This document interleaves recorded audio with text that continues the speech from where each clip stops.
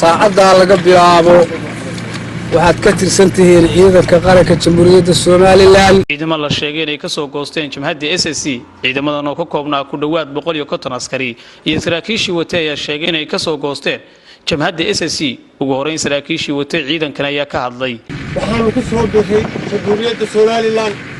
inna loo qarameeyo rabnaa ciidanka taliye mahad cambaashiye iyo sidoo kale saraakiil kale ayaa soo dhaweeyay ciidankani. reer eegaag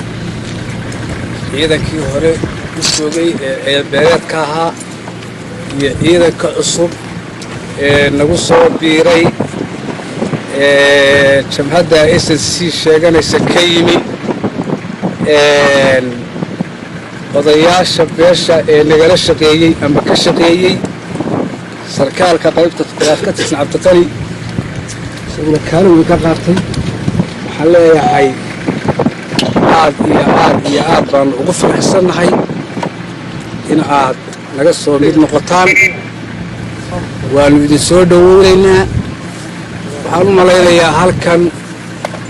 dhowr goor ayaa xaflado laga duubay ciidan oo oranaya hal la qarameeyo wax badan kama suurtagelin amarka Ilaahay bay ku dhacdaa taliska iyaga waan doonay talisku waa nala doonay alaf baa la cunaa may suurtagelin maanta suurta gashay oo aan tani Ilaahay amarkiisa aan ka qabnaa saacadda laga bilaabo